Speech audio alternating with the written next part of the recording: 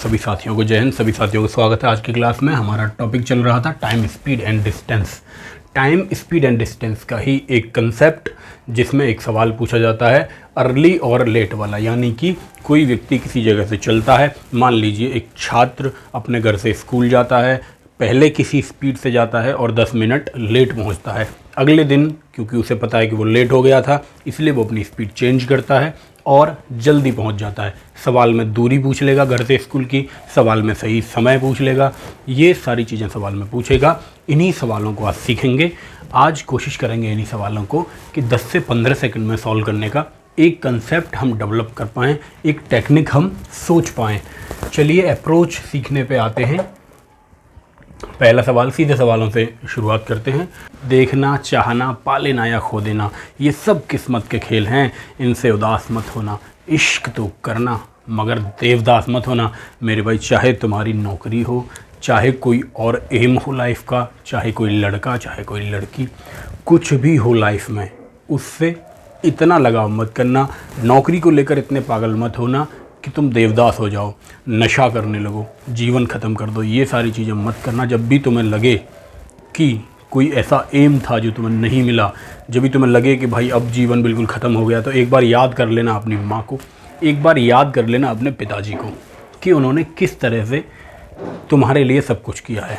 याद करना, सोचना, कंपैरिजन करना कि जो तुम चाहते हो वो ज़्यादा ज़रूरी है या फिर जो माँ बाप तुम्हारे जो तुमसे चाहते हैं उनके लिए तुम्हारा होना ज़रूरी है, कि जो तुम चाहते थे उसके लिए तुम्हारा ख़त्म हो जाना बहुत ज़रूरी है, उसके लिए तुम्हारा नशेड़ी गंजेड़ी हो जाना ज़रूरी है। ये चीज़ सोचना, तब कदम रखना गलत रास्तों पे।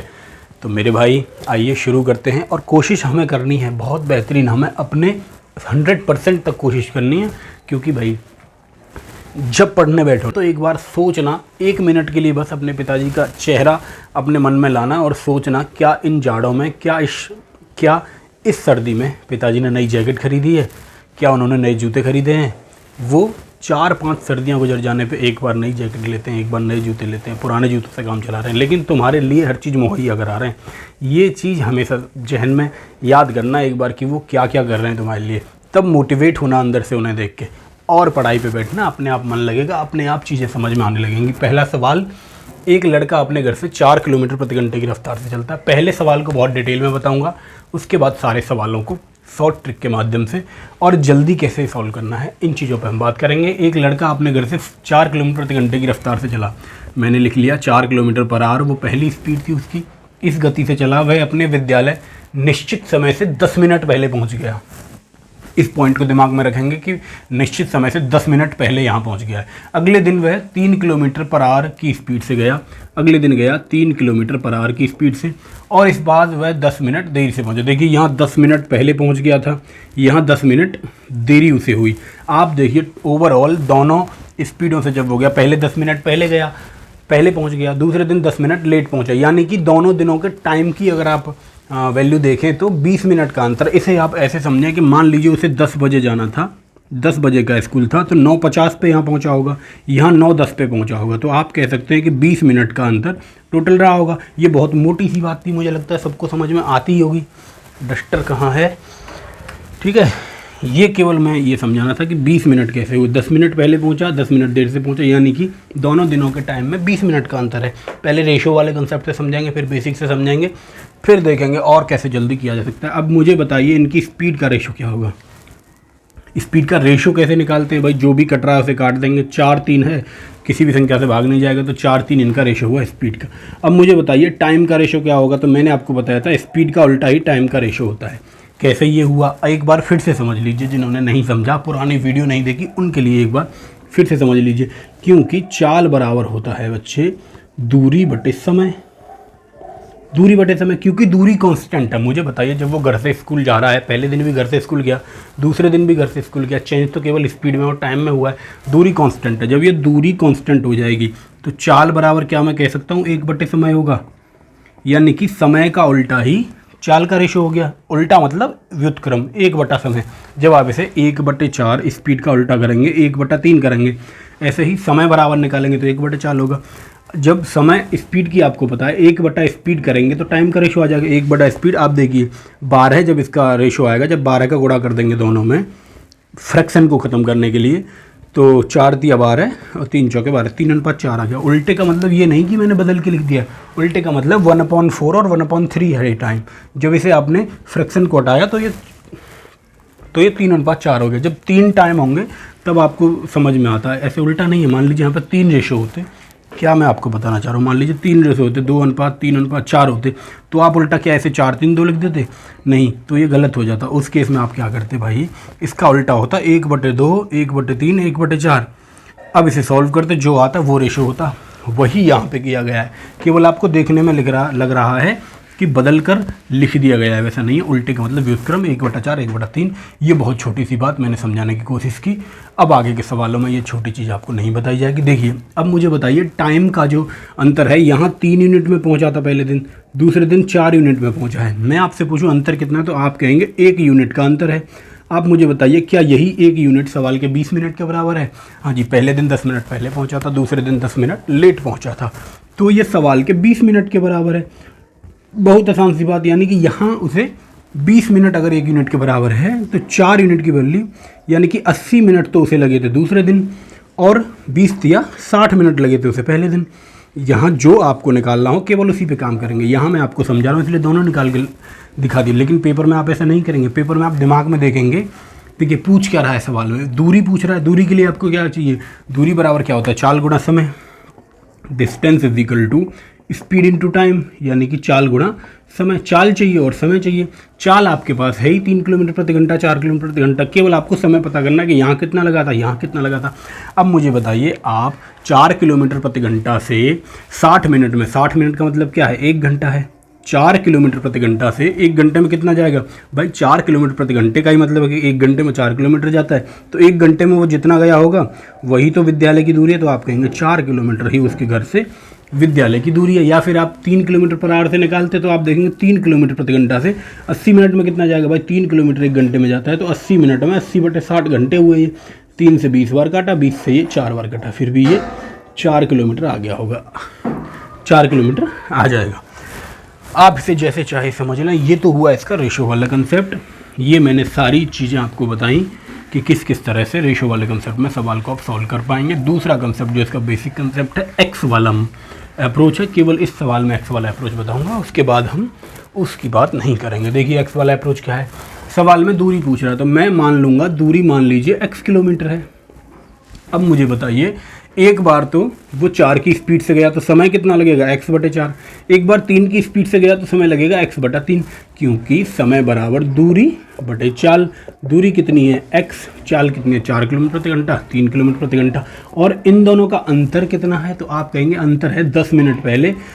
एक में 10 मिनट पहले पहुंच रहा था, एक में 10 मिनट बाद, यानी कि 20 मिनट का अंतर है। और 20 मिनट क्योंकि चाल किलोमीटर प्रति घंटा में है तो किलोमीटर प्रति घंटे में है, तो इसे घंटा बना लेंगे। ये 20/6 घंटे हुए। अब यहाँ पर समझने की बात यह, जब आप यहाँ माइनस लगाएंगे तो आप देखेंगे x/4 छोटी वैल्यू x, देखिए करके ही बता देता हूँ। देखिए 3x - 4x बटे 12 हो जाएगा, बराबर 1/3 हो जाएगा। आप मुझे बताइए माइनस में वैल्यू आ गई। माइनस में वैल्यू क्यों आई, इसका सीधा सा मतलब ये है कि आपने यहाँ उल्टा लिख दिया है। कहाँ, x/4 - x/3। आप मुझे बताएं, हमेशा बड़ी वैल्यू में से छोटी वैल्यू घटती है, तो आप देखें x/4 और x/3 में से बड़ी वैल्यू कौन सी है, यानी कि ज़्यादा समय उसे कहाँ लग रहा है, जहाँ ज़्यादा समय लग रहा है वही तो बड़ी वैल्यू है। तो यहाँ पर 10 मिनट ज़्यादा लग रहे थे, यानी बड़ी वैल्यू ये है। आपको करना क्या था, x - 3 - x/4 करना था। ये 20/60 यानी 1/3 के बराबर था। तो इस चीज़ का भी आप सवाल में ध्यान रखेंगे, प्लस माइनस की दिक्कत हो जाएगी अगर इसका ध्यान नहीं रखेंगे। तो ये हुआ इसका सही एक्सप्रेशन। जब आप इसे सॉल्व करेंगे, आप इसका बाहर लेंगे एलसीएम। 4x - 3x बराबर ये बनेगा 1/3। 3 से चाहें तो आप इसे काट दें, ये 4 बार कटा। 4x में से 3x गया तो 1x बचे, बराबर 4 इधर 1 में गुणा होगा तो इतना आ जाएगा, x बराबर 4 आ जाएगा। x है क्या, x है दूरी, x किलोमीटर, यानी कि 4 किलोमीटर होगा इस सवाल का जवाब।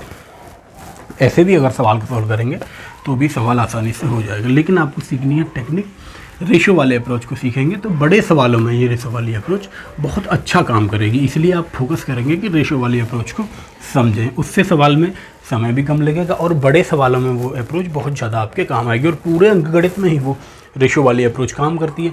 इसलिए हमारा फोकस रहता है कि हम रेशो वाली अप्रोच सीखें। दूसरा सवाल देखिए, किसी दिन एक विद्यार्थी 2.5 किलोमीटर प्रति घंटे की चाल से 2.5 किलोमीटर को 5/2 किलोमीटर पर आवर मैंने लिखा। पहले दिन इसकी स्पीड इतनी थी और 6 मिनट पहले पहुंच गया, यानी सही टाइम से 6 मिनट पहले पहुंच गया।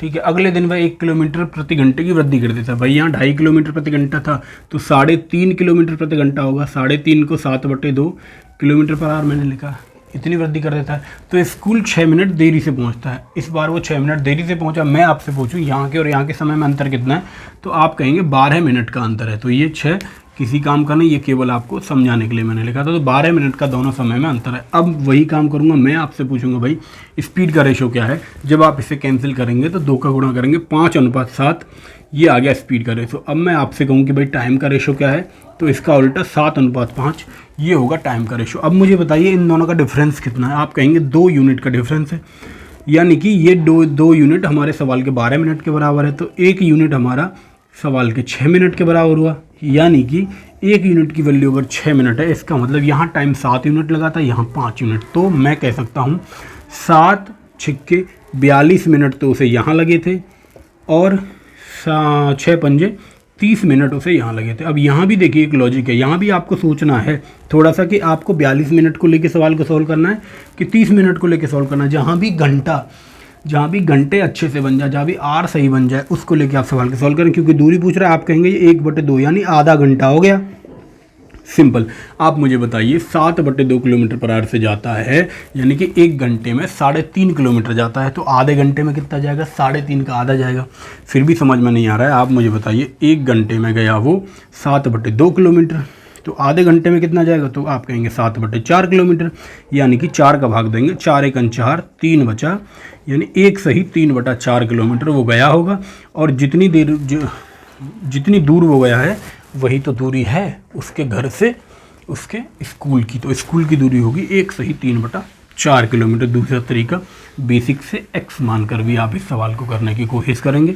देखिए जब तक आपको चीज़ें नहीं आती, जब तक आप सीखने के फेज़ में हैं, तो आपको चीज़ें सीखनी है। सीखने से मेरा मतलब है आपको बेसिक से भी करना है, सारे अप्रोच से करना है, जितने रास्ते हो सकते हैं सवाल को सॉल्व करने के, उन सारे रास्तों पे जाके देखना है। उससे तुम्हारा दिमाग तेज चलेगा, पेपर में सवाल के ना होने की गुंजाइश खत्म हो जाएगी।